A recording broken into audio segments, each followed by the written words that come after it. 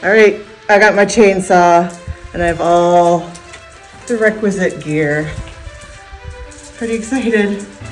I know chainsaws are having a bad moment right now. I thought I'd bring back the little ones and some artistic creativity.